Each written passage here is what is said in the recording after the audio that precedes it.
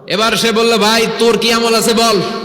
দ্বিতীয় জন হাঁটু গেড়ে আবার চোখের পানি ছেড়ে আল্লাহরে ডেকে বলে, মাবুদ আমার এক চাচাতো বোন ছিল, কানাতলি ইবনাতু আম জামিলা ওয়া কুনতু উহিব্বুহা কাআশাদ্দি মা ইউহিব্বুর রিজাল আন-নিসা।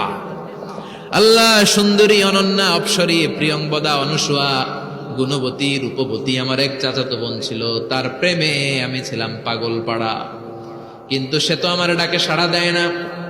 অনেক চেষ্টা করলাম তারে পাওয়ার জন্য। চাচাতো বোন আমারে বলে, 100 স্বর্ণ মুদ্রা যেদিন দিতে পারবা ওই দিন আমারে পাবা। এবার আমি স্বর্ণ মুদ্রা কালেকশনের কাজে লেগে গেলাম। বছরের পর বছর চেষ্টা করে 100 স্বর্ণ মুদ্রা যেদিন পেলাম ওই দিন চাচাতো বোনের কাছে গেলাম, যে তার হাতে স্বর্ণ মুদ্রা দিলাম, বললাম চলো এবার আমরা অপকর্ম করি। স্বর্ণ মুদ্রা পেয়ে সেও খুশি, আমিও খুশি। সে পাইছে স্বর্ণ, আমি পাইছি তারে। গোপনে একটা রুমের ভেতরে ঢুকলাম, দুজনে জামা কাপড় খুলে ফেললাম, নেকেড হয়ে পাপ কাজ শুরু করব।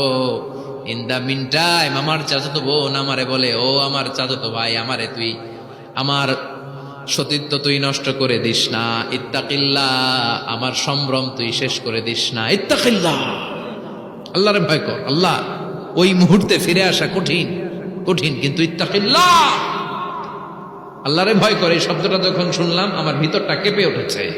আমি মুহূর্তে তোমার ভয়ে জামা পড়ে ওই রুম থেকে চিৎকার মেরে বেরিয়ে গিয়েছে। আল্লাহ, সেদিন আমি পাপ কাজ করি নাই, সেদিন আমি মনের খায়েশ মিটাই নাই, তোমার ভয়ে সেদিন আমি দৌড়ে পালিয়েছি। ওই দিনের ইবাদতটা, আমলটা যদি তোমার কাছে ভালো লেগে থাকে, ফাফাররিজ আন্না ফিমা নাহনু ফি, আজকে যেই বিপদে আছি তুমি বাঁচাও।